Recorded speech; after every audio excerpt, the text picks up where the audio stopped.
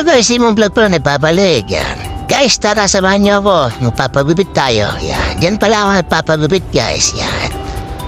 Diyan lang ako nagpapagupit kasi suki ko dyan eh. Yan. Mas maganda kapag may suki-suki kasi kapag sa iba ka nagpapagupit,